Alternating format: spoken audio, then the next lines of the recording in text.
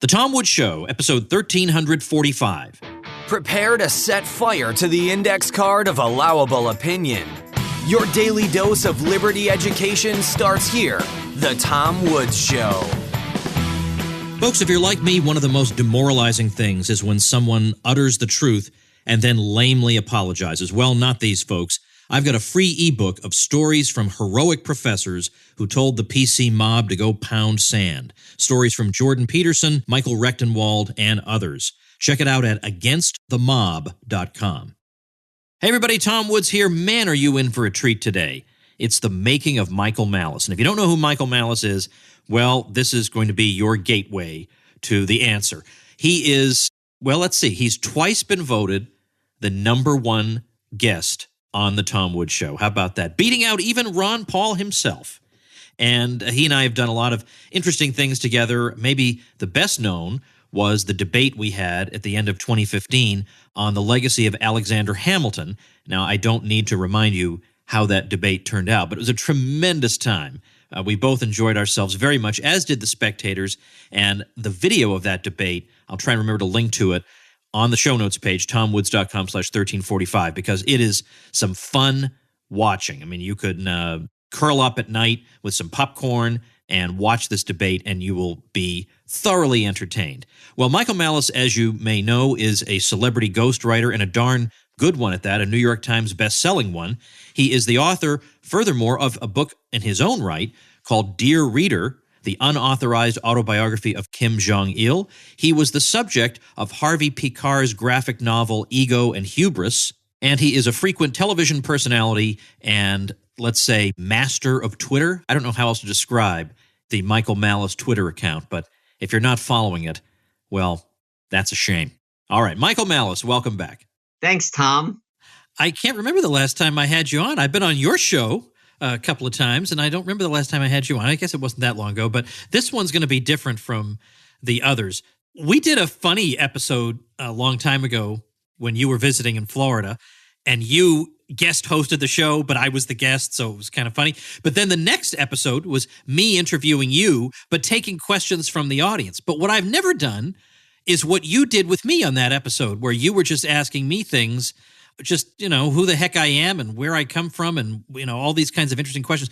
I'd never really did that with you. So here we are. It took 1,345 episodes, but here we are. So I want to start off with your background. I mean, I think some people know a little bit about where you were born, but just give me a little bit of the chronology of, let's say, where are you geographically in the first 10 years of your life? I was born in Lvov, Ukraine, Soviet Union, which is where Mises is from, and which is where Masok of masochism is from.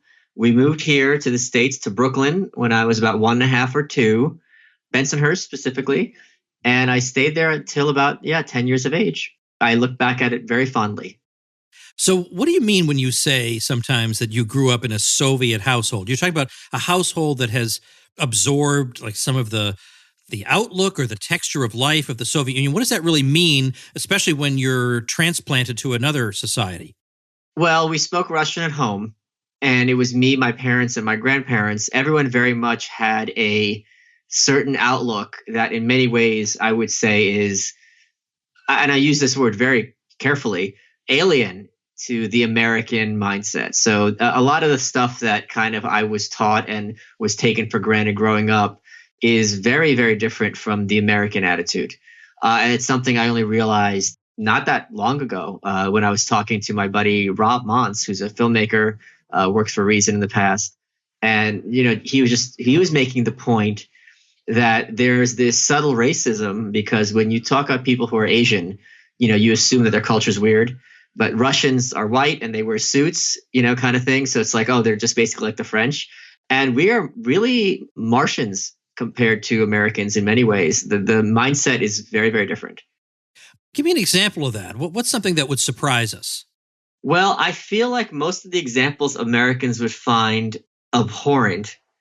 So one of the ideas, and this is the example I've used many times in the past, is if I gave you an apple, right, there's a lot of things you could do with it. You would eat it. You could make it applesauce. You could put it in the fridge, right? It is a list of things. it wouldn't even enter your head to just bash it into your face. I mean, you could do that in a literal sense, but it's just not something that would present itself to you psychologically. And my buddy John was staying at my house, and in my building, there's only 3 apartments. So if you're in the building, someone had to have let you in. And I went to the gym and I came back, and he said that there was a guy in the hall, knocking on the door looking for whatever, Jeff. And it was just shocking to me because he's very, very blue blood American, true blue American. If I was staying at someone's house, the possibility of me opening the door is really akin to you bashing an apple into your head. It wouldn't even present itself as an option. Ah, I see. Just even something like that. Yeah, you don't, it doesn't make sense to me. I wouldn't even think of it. You know what I mean? Like in retrospect, it makes sense, but it's like, it wouldn't be in the menu of choices. Is that just a Russian cultural thing, or is that distinctly Soviet? Well, I don't know. You know what I mean? The question has always been, did communism take stock in Russia because the Russian people were ready for it? Or is it, the communists made the Russian people into what they are? I don't know. But I do know that it's very different than the American approach. What did your parents tell you, or did you ever ask them about what their lives were like in Ukraine before you were born? Oh, the Ukraine. Well, at that time, it would have been the Ukraine, right? Yeah. Sure, I talk about it. I asked them a lot. I don't know what you mean specifically. I mean, they had enormous cynicism and contempt for it, as I think most, people who left did. It was Mike Cernovich who only in the last 2 years pointed out to me that I'm a refugee. That when we hear the word refugee, it's loaded with Middle East and race. And then he's like, no, you were a refugee also, but you don't think of it in those terms because you weren't fleeing a war and you were white. All right. I suppose when people leave, naturally, it's because of some unhappiness, but some people move to another place, not necessarily because they're unhappy, because the other place is better. I would assume you leave the Soviet Union because you're unhappy, right? I can't imagine people being thrilled. On the other hand, we hear all these reports about Stalin being viewed favorably by a lot of people. And, so I mean, I can't assume what people's views are just because they lived through it, because apparently some people think, well, he did some good things for the country. I don't think that was the mentality already by the late 70s. I think at that point, maybe if you were like even marginally intelligent, you really understood what the heck was going on. And the example my mom gave me, I asked her about this not that long ago, and she'd be like, look, one year they would talk about how this one historical figure is like the bee's knees. And the next year he's a class traitor and terrible. And then he'd be rehabilitated or something. And you'd smile and nod, and you didn't have to have much of an intellect to realize this is all nonsense.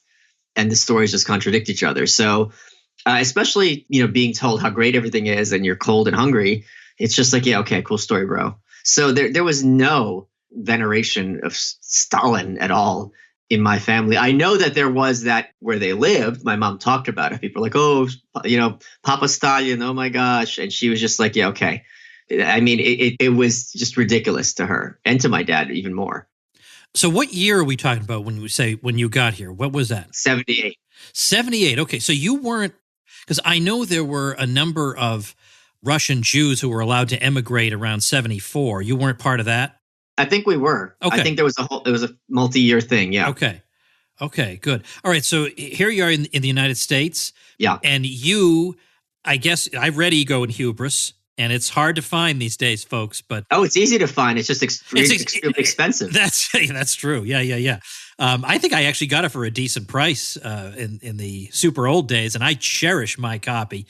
Well, all prices are decent, Tom. You know that, value subjective. I know. What's the matter with me? All right, way to catch me on that. But having read that, I know stuff about your upbringing that most people don't. So what I loved about that book was how early in your life I saw the Michael Malice I know emerging. Well, I was the same size. Yeah, that's true. But honestly, stories from your childhood were making me either hiss at the people who were, harassing you in one way or another, or just being idiots that you had to deal with, or cheering you on. So tell me about the schooling that you had. I mean, where do we even start? There's a lot of school stories in there, and it's just one after another. Well, what kind of school were you going to, first of all? My parents, coming from a communist country, knew well enough not to put me in public school. So they sent me to yeshiva, which is Jewish school. So half the day was in Hebrew, half the day was in English. So I was trilingual by the time I was in first grade, which I think is the best thing ever when kids learn more than one language, because then they learn to think conceptually instead of thinking and getting trapped in puns and linguistic traps. So it was Yeshiva Flatbush, which is in Flatbush, Brooklyn. I stayed there until fourth grade and then switched to public school in fifth grade, which was quite a culture shock. Then I went to, a gifted program for junior high and then to Stuyvesant for high school. How old were you when you learned English? I learned it, by kindergarten. So, 3 or 4. I learned it by watching television. All right, so let's back up a little bit. So you go to a Jewish school for several years. First of all, how central to the life of your own household was the fact of your being Jewish? Well, it got us out of Russia, but it's not like there was any celebrating of holidays. It's not like we kept kosher or anything like that at home. Yeah, but they could have sent you to a plain vanilla private school, and yet they didn't. No, because I got a scholarship. We were desperately poor. Oh, well, that doesn't hurt. Okay. Yeah. Oh, yeah. I had to take this big test before kindergarten, like one-on-one with the principal. Wow. Okay. I remember it distinctly. It was really funny because there were questions like, arrange these blocks. And he's like, which planet has rings? And I knew it was Saturn. The one question I didn't get, I remember, was knowing how to say suspenders in English, because obviously that's a term I would only have heard from my family when they put them on me. And it was actually really funny because on my show Nightshade, I was doing a segment on Jupiter and I had a picture of Saturn. I always make those intentional mistakes. Right. And someone tweeted at me to correct me. And they're like, I know you make mistakes on purpose, but this one was actually a mistake and you're covering for the producer. It was amazing. And he started arguing and yelling at me when I was like, I couldn't even. And the fact that it was specifically over Saturn, which was right. thing I knew before I even went to school. It was really kind of this cool. It was amazing. Do you have any memories of that school that are fond or that make you contemptuous or anything that still stands out after all these years? Oh, I have a lot of phenomenally positive memories. That's when we had a good library. Well, no, I went to that library in the public library. That's when I fell in love with reading. I just recently acquired, or I'm about to acquire, a piece of art from a Beverly Cleary book that I adored as a kid. So original art. So, that stuff kind of stuck with me. I remember, here's something that's kind of Soviet that would answer your question. In second grade, we had a contest to see who could read the most books, right? And whichever kid reads the most books gets a prize. Well, I was smart enough, and this is how Russians think. I'm like, all right, I'm just going to read kindergarten level books. I can plow through them in 5 minutes. And since it's about volume, I demolished everybody else. It was ridiculous. I was reading 3 books a day. Did I read this in Ego and Hubris? Because this story sounds very familiar. Probably. Okay. Yeah. And what was even shocking to me is as I was doing this, no one else was picking up on what I was doing. It was just that whole gaming the system mentality is very much a Russian approach to doing things and doing it with a sense of pride as opposed to regarding it as something shady or shameful. It's like the idea is the system is there to exploit you, so you better take what you can out of it in return. And that's I think that would definitely be a function of decades of Soviet upbringing and kind of evolutionary approach. The people who don't think like that, they're the ones who kind of probably died.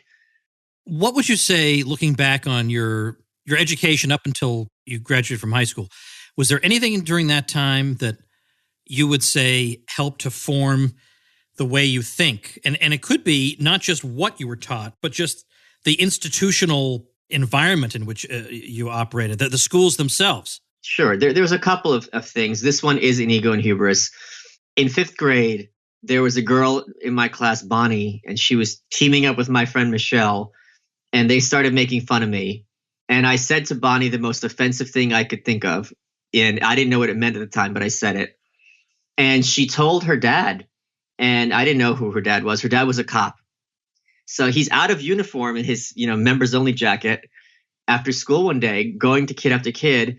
Then he goes to me and grabs me by the collar and starts telling me, you're going to go to jail. How dare you? All this other stuff. And I made it a point to look at him and laugh in his face, even though I was 10 years old. And this is one of those moments where you like lose faith in your parents. I got home and told them, and they looked at each other and they were like, oh, you should have done that. But they were like kind of like, oh my gosh, you know? And I am so proud of myself for having done that. And that guy should be in a tomb. I mean, to put his hands on a child and threaten them with this, I mean, you are an unconscionable monster. Is that is that the first time you looked at the police in a different way? No, because the first time I had an interview where I realized how different my upbringing was, I was doing an interview in 2005 with BBC Radio. And the question was, oh, on your website, you make a lot of fun about with police. Is that something you've gotten a lot of heat about? And again, this is me being naive and stupid. You know what I mean? But I totally did not think this was not trying to troll them. I said, well, it's like my dad always told me, no matter where you go in the world, no matter where you find yourself, the stupidest people are always the cops. And the host audibly gasped and said, Michael, this is a family show. As if I was, talking about, child abuse in a glib way, and changed the subject immediately. So that was one of the things that you're taught that's very different from American, this idea of respecting the police. And as an adult, I've thought about it. And if you think about it, if you look at how corrections officers are viewed, I mean, they're around criminals far more than police officers. Their lives are more at risk than police officers. No one thinks they're heroes. I mean, it's a low status job. I mean, it's a tough job. More credit to people who are doing it, that's fine. But you don't venerate them. So the idea of this veneration of police, or like I would watch cartoons as a kid and they'd be like, if you have a problem, talk to a cop. It was nonsensical to me, and it remains so. I have to say I'm curious about the high school social life of Michael Malice, because today, those people who follow you, they know kind of who you are and what you're about. And I mean, Donald Trump Jr. wants to follow you on Twitter, but none of that stuff exists. He doesn't follow you, Tom? He doesn't. I'm not verified. So verified. The question answers itself. Your account. Yeah. Maybe it's some regular dope. Yeah. Well, it's completely unfunny. That's how you know. I thought that was the Murphy account. Yeah. Oh, that's a good one. That's a good one. So I guess I want to know, all right, so you didn't have, I mean, I associate with you not just your writing and speaking and stuff, but also, I mean, the trolling is at master level. But that doesn't really exist at the time that you're in high school. So what are you known for? What are you known for in high school? Oh, no. My high school was Stuyvesant. So to get into Stuyvesant, it's based on one thing. Everyone in New York City who wants to takes a test, and the top whatever percentile get to go to Stuyvesant. So it's purely based on this one test, which correlates pretty well with intelligence. So all the kids are bright, not all the teachers necessarily, but there's a lot of very high quality teachers there. And having bright kids, is, I'm sure, helps them become better teachers as well. I mean, and it's just a great serpent eating its own tail, so to speak, that's a dumb metaphor. Sorry. Anyway, so I did have very much a reputation of being a obnoxious loudmouth who was and had fun with it. And I was pretty popular in high school. I'm not going to lie. I already know the answer to this question. Do you go to your reunions? Oh, God, no. Yeah. Okay. I knew. I'm glad I knew. I'm glad I know you well enough to know the answer to that question. All right. I keep in touch with a fair amount of people from high school, far more than from college. Yeah. So you figured, what's the point of the reunion? I can see these people if I want to. Or I could just go on Facebook and reconnect with somebody, but there's no one. And I mean, it's going to be the dregs. I like going to my reunions. Oh, it's fun. Like I said, it's the dregs. I know. I gave you that. That was a freebie. All right. So you're 18 years old at this point. How similar is your thinking when you're 18 to whatever age you are now? I was much more of a Republican then, or I was kind of a Republican then. But I mean, my psychology and my approach to life, I think if you talk to people who knew me then, it would be quite similar. Except now I have a Patreon and it actually pays my rent. Back then it was a source of social strife, but that's a whole other story. How did you become a Republican in those days? What was the thing that made you think differently from everybody else, from most people, let's say? My buddy gave me the Rush Limbaugh book. And he was so good at getting people upset, like the kind of people I hated, getting them upset, that I thought it was so funny. And again, to be this kind of obnoxious Republican in New York City public schools is there any easier way to troll people? So that was the start of it. But then, as soon as you start in that place and you examine it, it's very hard to maintain that spot intellectually. It collapses pretty quick. So then it was just reading, Rand. And my freshman year at college, I found the laissez-faire books, that paper pamphlet somewhere, and I went through it and I ordered a lot of stuff, and interning at the Cato Institute, and the rest is history. Can you say a word about, because I just have to ask you after reading Ego and Hubris, can you say a word about Bucknell University? Sure. Going to Bucknell was probably the worst mistake of my life. And I hate that expression because it sounds like you're exaggerating. But I think most people, if they sat down and said, what were the big mistakes in your life, you'd come up with 5, right? There's only you're not going to have that many big mistakes. I had never been around waspy white people before. I didn't realize what they were like. I thought I was a conservative, and they were unconscionably horrible. And there was no one there. They had no minds whatsoever. It's a mentality and approach that I still kind of find. And I don't mean you're a conservative in your way, but you know what you like, and you'll hear out other ideas. Them, it's like, if I hadn't heard it, it's by definition bad. It's this kind of weird mental loop that they have, and they're just really excruciatingly terrible people. And this speaks to the fact that I'm one of the 10 most famous Bucknell alums. That's not a testament to my accomplishments, which are meager. It's a testament to the fact that you have so many bright, hardworking young people who do not leave their mark because they have no creativity, and they're just the cogs in the corporate machine. I wish I had it. Doggone it! I wish I had my copy of Ego and Hubris. It's in a box because of different moves and stuff. I know exactly where it is, but in there you reproduce a letter that you wrote. Oh yes, about I have framed. Okay, can you tell people about that letter? Because when I saw that, I just laughed uproariously at the realization that you actually sent this letter. Wait, you mean the letter I received? Oh, no, I'm talking about the letter that you wrote about the person that you want to have as an advisor, and if you get such and such as an advisor, you're gonna. Yes. You remember that one? Yeah, of course. So there was a Professor Bucknell, Professor Miller, who I called the fat fascist, and he was a real mediocrity as a person, and I knew it at the time then. And looking back, he's even more of a miserable loser now. I can say that with absolute certainty. And he taught Business 101. And he basically, like a lot of these academics, he wanted to have a textbook and no one wanted to print his textbook. So he basically made a binder that we all bought, or he handed out, I don't remember, with all, he wrote out and Xeroxed this textbook for us that he wrote. And the symbol for the class was the Mitsudoya, which is the Japanese 3-in-1. Like yin and yang is 2, this is 3, 50% better. And his whole point was that business is a mix of effectiveness, efficiency, and community, which is just commie bullshit. So, pardon my French. And the point being, you need all 3. It's just well, that's not how you make decisions. You have to put them in a hierarchical order. And if you have a business that is effective and has poor community, as opposed to a business that's good community but is ineffective, these are not equally valid choices. And he had, just like the yin and yang, they feed into each other. This symbol is the 3 of them feeding each other. And I told we were going to have, once you declare your major at Bucknell at the end of freshman year or during freshman year, and I chose to be a business major because that would be the best credential. And you have to write asking for who you want. And I said to them, if you give me John Miller as my faculty advisor, I will burn this school down. That letter was so unbelievable. And today, of course, you'd be, somebody'd come knocking on your door if you sent a letter like that. I think it was like that then too, but I didn't care. I love that letter. All right, so you get out of Bucknell.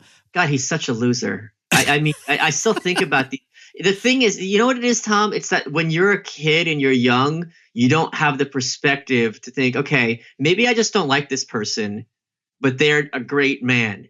And then when you're older and you achieve something in your life, you look back, you're like, I was being so mild. He is such a pathetic, ugly person in every way. Really like this Ellsworth Toohey type. Oh, well, so you're no doubt glad to get out of there. But what did you do immediately upon graduating? What did you go into? So you ever play Plinko on Price is Right? You know that game? I've watched more Price is Right than I want to admit, but yes, of course. Okay. So for those who don't know, Plinko is basically like you slide the disc at the top of the board, and then it bounces around and lands in one of the slots at the bottom. And basically, it's like a bell curve distribution, right? Most of the slots will go in the middle two, then fewer in the other two, and then wider and wider. And the far two slots are the rarest to get, and those are the most money. And I realized, okay, there are jobs that pay well that are great and fun, and there are jobs that pay well that are horrible. And there are jobs that pay little and are horrible. And there are jobs that pay little but are fun. So I thought if I bounce around enough, I'm going to hit the one that I want. So I was a temp. And I was making good money very quickly. I would just leave jobs that I thought, nah, this isn't it. And I was a Y2K consultant. It was my first real gig. Ah, wow. So at the time, did you think that this was a big deal and companies needed to be Y2K compliant or disaster was going to strike? I didn't really think about it one way or another. I thought the fears were overblown. I remember specifically arguing with my boss, Barbara, and she was making the point that like, what happens when like electronic doors in supermarkets can't open? And she was literally making the point that there's going to be, I remember this very clearly, like people are going to riot because they can't get their Entenmann's, like pastries, and it's like, you can unscrew those doors, right? Yeah, I mean, if worse, let's suppose Y2K happens and you can't open the doors electronically. You can figure out ways to get the doors off the hinges. This is hardly right. Insuperable task. And I remember my friend Steph, who I did go to high school with, who I'm still friends with, and she was saying, "Oh, I hear that these nukes might go off." And I said, "Let me ask you this: if you're designing nukes, why would the default setting if something goes bad be fire?" Yeah, right. Exactly. Wouldn't the default setting be if something goes wrong, don't do anything? Like you really have to go through a lot of hoops to make it fire?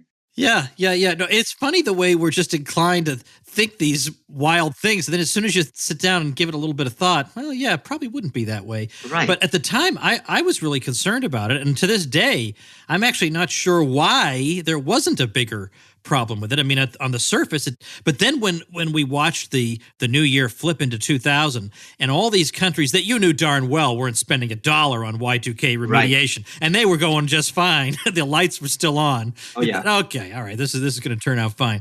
All right. Exactly. So what would you say was your most memorable, was there a particularly memorable occupation you had before you started doing the ghostwriting? Memorable? Like you look back and say, it isn't something I did for a living, but I'm glad I had that experience. It sounds like you're hinting at something, and I don't know what it is. I don't either. I just want to know before I don't want to skip over an important part of your life, so I want you to tell me. I don't think that there was any job I had that I look back particularly reverently. So at what point did you say, because going into ghostwriting is really not an easy thing to get into. I mean, it's especially hard to start from zero because who's going to want you as a ghostwriter if you don't have a paper trail? And, it's a kind of like a catch-22. So at what point did you decide that was something you wanted to do? It's not that I decided. It was kind of fell into my laps in a way. I had a book proposal that went out, and Jeremy Ruby Strauss, who discovered Tucker Max, he discovered Maddox. He's the one who discovered Neil Strauss. He's the one who told Neil Strauss to write The Game. And Neil Strauss had been a Rolling Stone writer, and he gave him the Marilyn Manson book, which was a #1. And I think Motley Crue he gave him. Jeremy is one of the most amazing people I've ever met. And he had a book proposal of mine that he really liked. And they said, well, we're doing a book that's too similar to this. And he said, well, don't you want to sell both Coke and Pepsi and leave RC Cola to somebody else? And he goes, no. So he needed a ghostwriter for that book, and he couldn't get rid of the writer who was on it. So then he offered me the Matt Hughes one, and co-authoring that was one of the great privileges of my life. Now, remind people who Matt Hughes was, or is, sorry, he's still alive. He's a UFC Ultimate Fighting Champion, Hall of Famer, 9-time world champion. So that was a good experience. And plus, in meeting Matt Hughes, I remember you've told me how meaningful that was for you because he's the kind of person that on paper, an outside observer would think, oh, these two aren't going to get along. And the opposite occurred.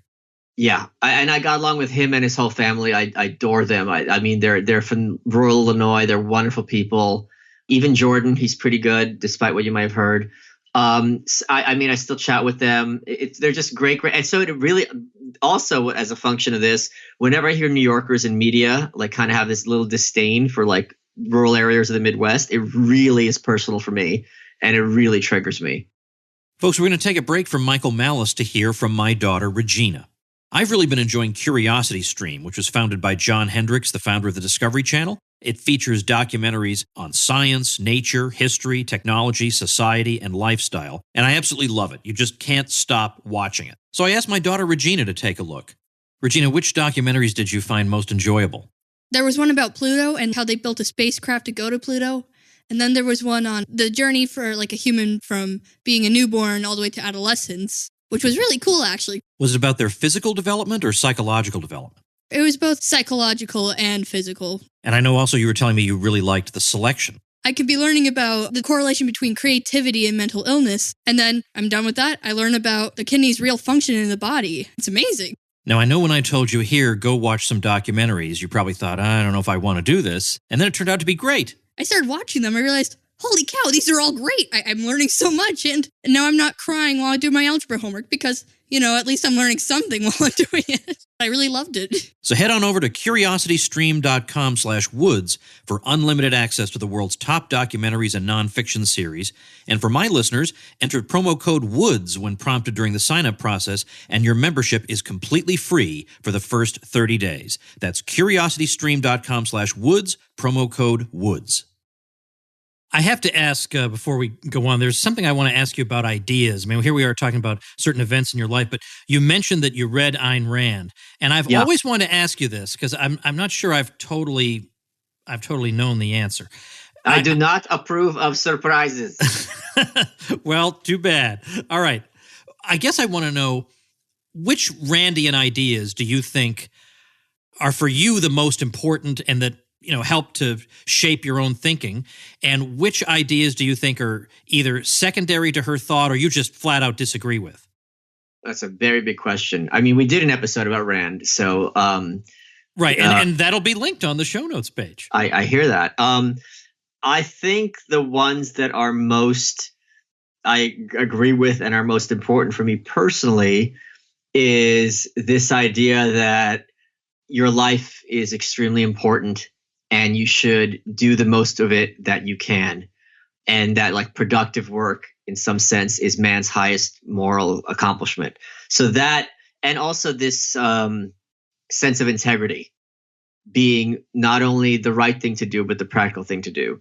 I think those are some really important Randian ideas. The ideas that I find less important, I think and Nathaniel Branden, her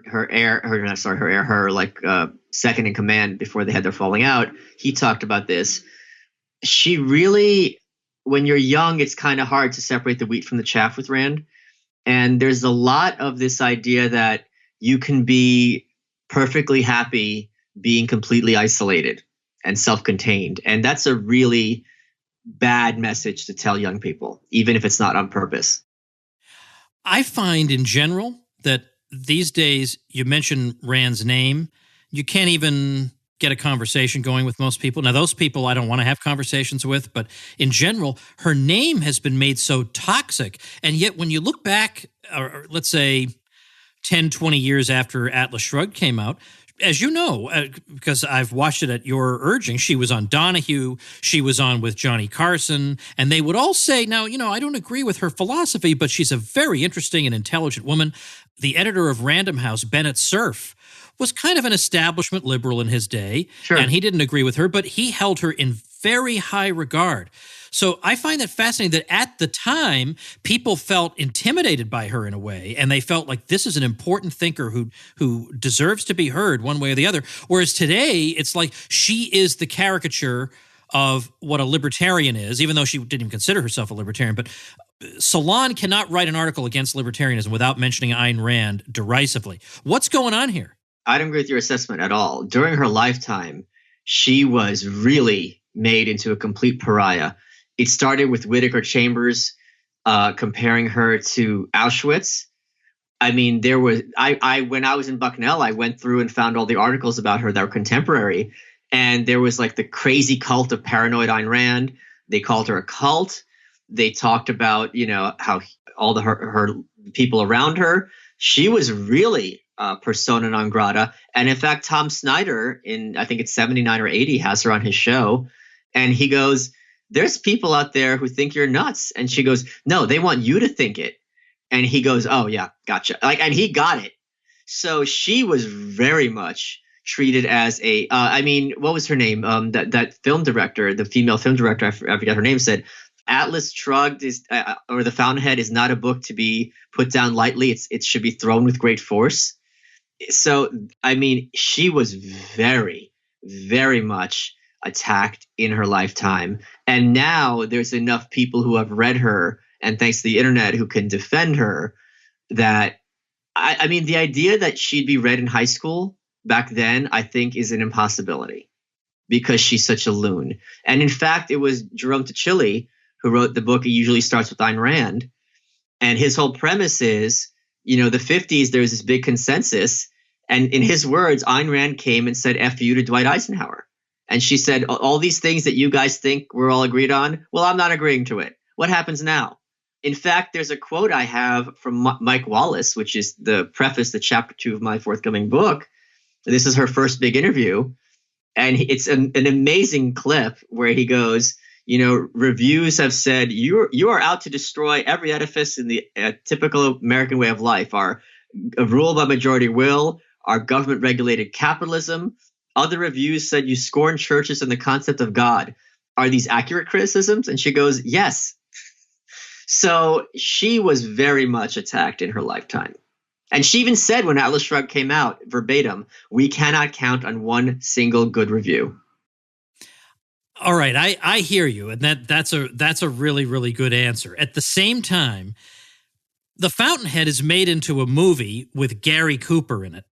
She is actually on with Tom Snyder, which is the thing. She's on with Carson. She's on with Donahue. Now, on the other hand, that in itself, I suppose, doesn't prove anything because I bet these people either had Louis Farrakhan on their shows or the equivalent. So that in itself doesn't prove anything. But our people today can't get on those shows. There was something to her that made people feel like, as I say, Bennett Cerf says in his memoirs that this is a brilliant woman. Those are his exact words. Okay, so let's flesh out the rest of this Bennett Cerf relationship, which is Bennett Cerf told her apparently you can write whatever book you want, we'll publish it. And her follow-up to Atlas Shrugged was a book to be called The Fascist New Frontier, comparing JFK to Hitler. Right. And so he claimed that he was talking about fiction books she could write. And this was after he was shot, I believe. So, and you got to give Bennett Cerf a little credit. It's like, maybe comparing JFK to Hitler isn't exactly what I had in mind, Ayn. So, and again, he also, I think he said explicitly, he found her philosophy to be barbaric. Yeah, at the very least, I think he might have called it a cockamamie philosophy. Sure. At the very least. Yeah. All right. Well, anyway, I'm interested in that, interested in how influential she was for you, because it's interesting that in my circles, and you and I have, it would be an interesting Venn diagram to look at the different circles you and I Wait, I just travel. got to ask you, though, what do you mean, like, our people can't get on these shows? Like, I'm on TV. That's true, but most of our people can't get on. What's the equivalent of Johnny Carson? Yeah, but the point is they don't have people like Rand on. They wouldn't have any lefty, like, intellectual. Like, it's few and far between. Yeah, that's true. Yeah, they're not having Brett Stevens on, or maybe if they have a book. That's true. I think Johnny Carson may have had Paul Ehrlich on to talk about the population bomb. He absolutely did, more than once. Whereas you're right. It would be. Could you imagine? Who's the nitwit who's on there? Jimmy Fallon. They're worse than Jimmy Fallon. He's fine in some ways, but could you imagine him having somebody like this on, or Julian Simon? I guess that's a good point. Is that type of guest is more or less absent. It's all movie stars and musicians. Yeah, and comics. Yeah. Jeez, I didn't even. Yeah, that's phenomenon is happening right before my eyes. I didn't even notice it. All right, so then let's move to the part of your life where the real turning point in your life when you meet Tom Woods. No, let's get out of here. No, it's all downhill from there. No, the thing that you're known for the most out of everything, I think at this moment anyway, as we're recording this, is your work on North Korea? Because you've talked about it a lot. You wrote Dear Reader. You've had a tremendous amount of media appearances on it. You've been a great public speaker on the subject, great advocate on that subject. And I'm curious about what drew you to that particular topic of all topics. Well, being Jewish and being born in the Soviet Union, those were two chances for me to have been in a concentration camp. So knowing that the camps are still on Earth right now, and there but for the grace of God kind of thing, and that the people in the United States and the West were looking at them as a laughingstock, that really, got under my skin. And the more I researched, the more I realized how absolutely horrible it is and how someone needs to do something. And the point I made, and I've made this to you and many other places, is if I move the needle here, who cares? It's not going to have much change. But if I move the needle a little bit there, this could have profound life-saving consequences. So it was the kind of thing where the ratio between cost and benefit could not be higher because it's the worst place on earth.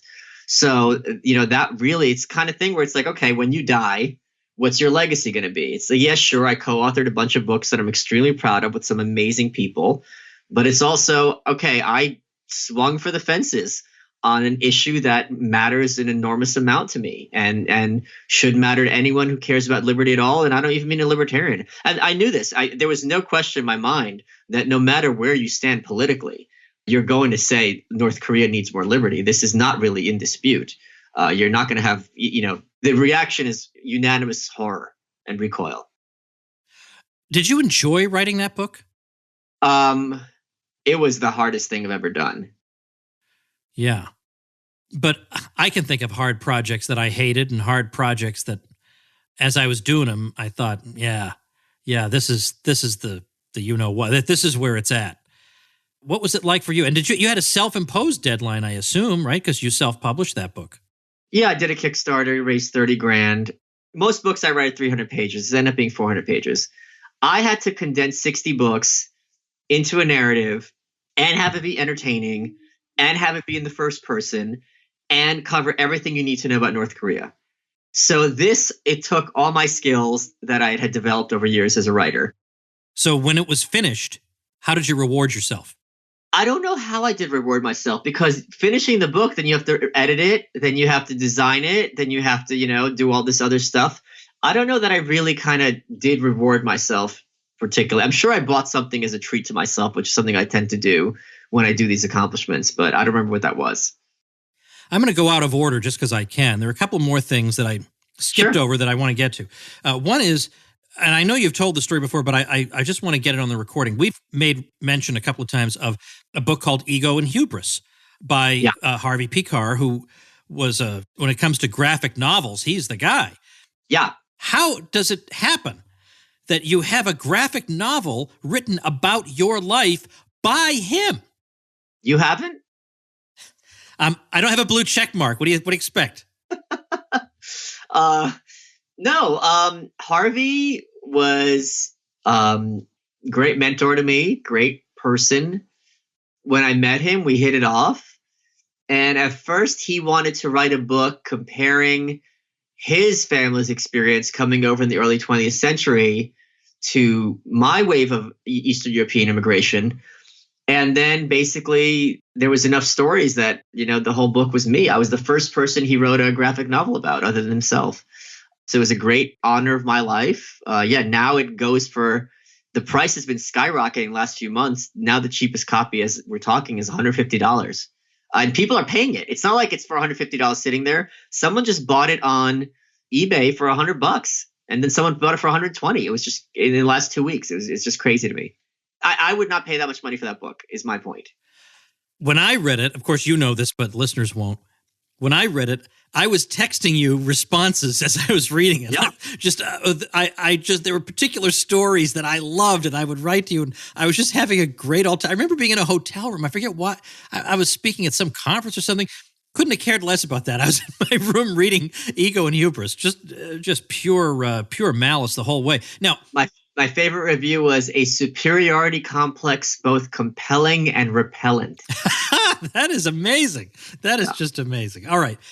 Here's what I want to close with. A lot of times you jokingly, people will ask, hey, ask me anything you want. And you always ask, what's your favorite thing about me? What do you like best about me? What do you like best about me? That's right. What do you like best about me?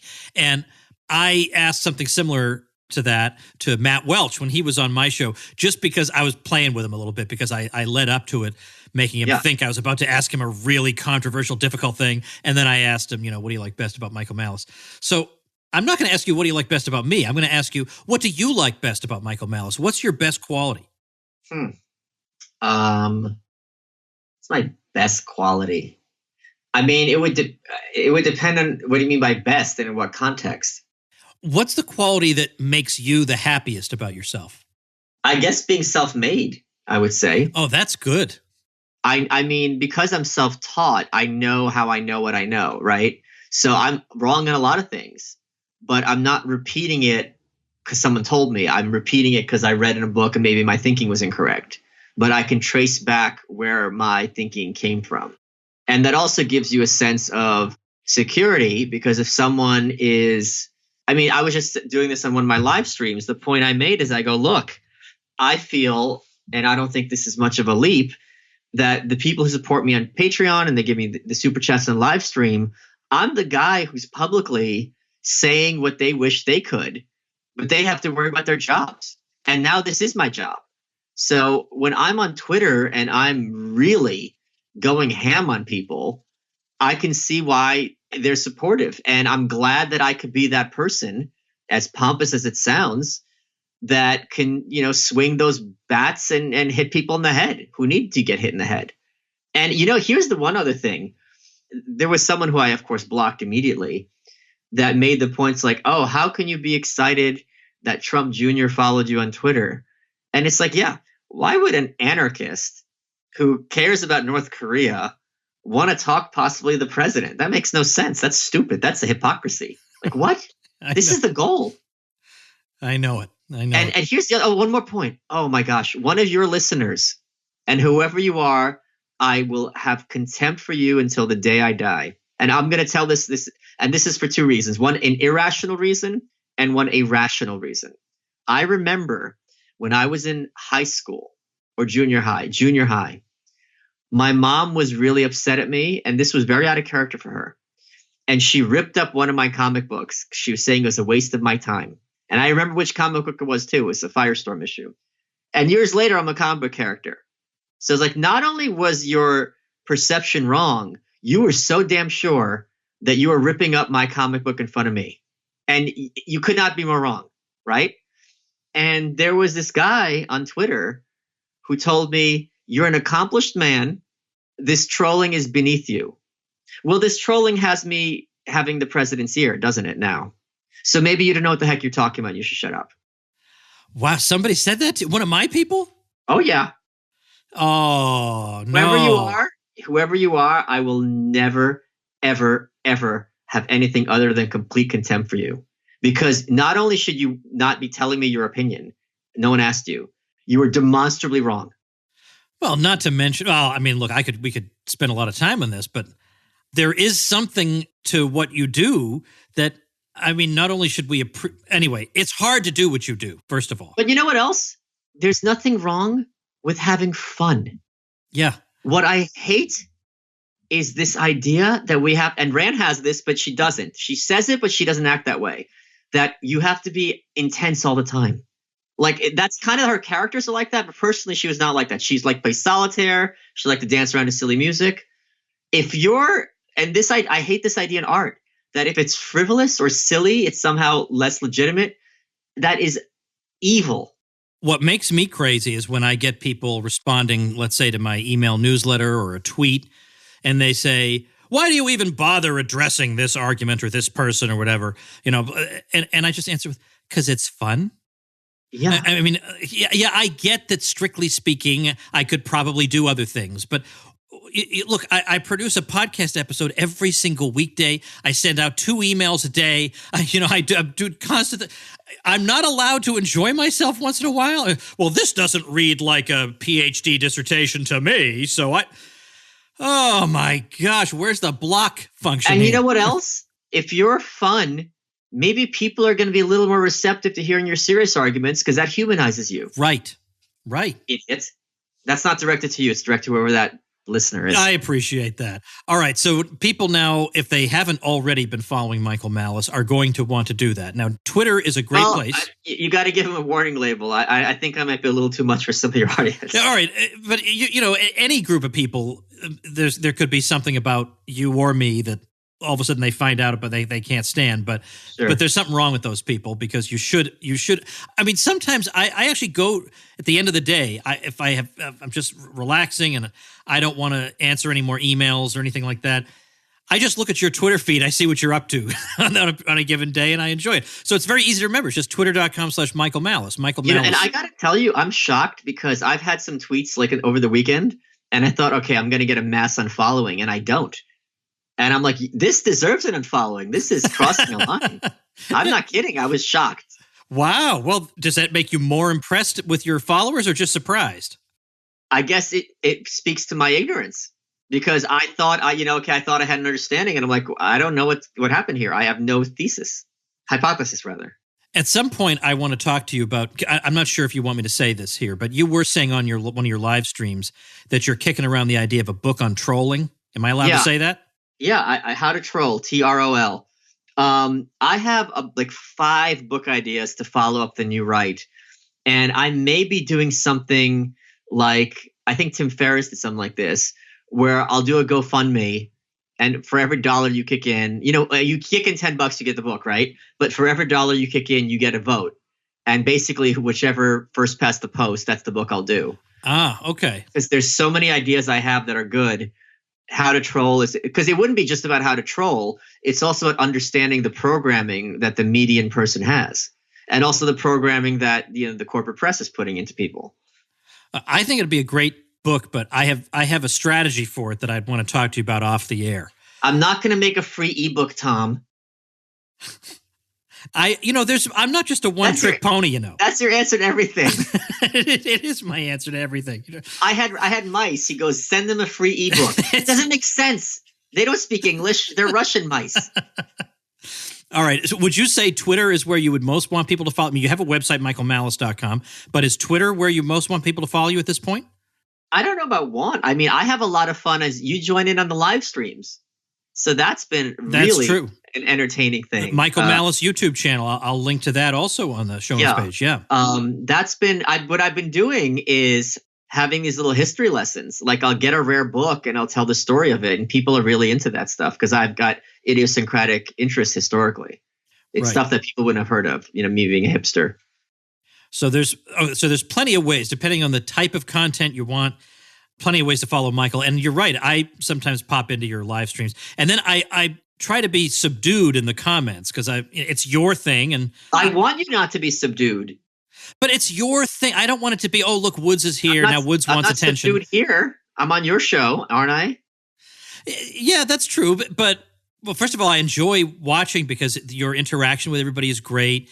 I'm always interested in your thoughts. Sometimes you'll say something that completely takes me by surprise. And I wasn't expecting him to have that. Give me one example of that. Now, I knew you were going to say that. I'm going to have to start noting them. Okay. I can, I'll have to start. But where things where I'll say, you know what? I can imagine him thinking that, come to think of it. Because every once in a while, I'm not quite like the Soviet ambassador on Nightline who hasn't been updated from the Kremlin on what the new line is that he's supposed to be taking. I'm not quite like that. Like I have to hear Malice's view, but I'm always interested to hear your view on a lot of things. And sometimes you surprise me on what it is. And that's one of the reasons that I like to follow you, because there are plenty of people, I know exactly what their take is. I know exactly on everything. And sometimes, a lot of these people they're right about a lot of things, but they're boringly right. I'd rather have you be 10% of the time excitingly wrong, but at least it keeps me interested and makes me think. I'm sure I'm wrong more than 10% of the time, but yeah, I agree with you. At least it's interesting. Well, I think the thing to do is go to tomwoods.com/1345, pick a way to follow Michael Malice and stick with it, because I'd like to say you won't be disappointed. You probably will, but you might get a few golden nuggets out of it all the same. Great delivery, Tom. Great work. Thanks, Michael. Oh, by the way, that was thanks for being on the show. Like, this is over. Yeah. So that was thanks for being on the show. All right. Get out of here. All right, folks, make sure and check out Michael's Patreon, patreon.com/Michael Malice. Give Michael some support. He's doing great work, and it's tremendous that people like Michael are able to do that work because people who appreciate it go over there and give him a few smackers. So check that out, patreon.com/Michael Malice. All the stuff we've been talking about, it'll be linked at tomwoods.com/1345. Now, here's an anti-Michael Malice thing, because Michael does not like cruises. I am going to say before we wrap up for today, make sure you book your cabin for the Contra Cruise 2019. We're setting sail for Alaska. It's going to be amazing, and I'm going to be debating Bob Murphy. And that debate, well, I'm planning to beat him even worse than I beat Michael Malice on Alexander Hamilton. So go reserve your cabin for the Libertarian event of the year over at ContraCruise.com, and I'll see you tomorrow. And by the way, we got a juicy one tomorrow, one of the best ones in a long time. So thanks for listening. Become a smarter libertarian in just 30 minutes a day. Visit TomWoods.com to subscribe to the show for free, and we'll see you next time.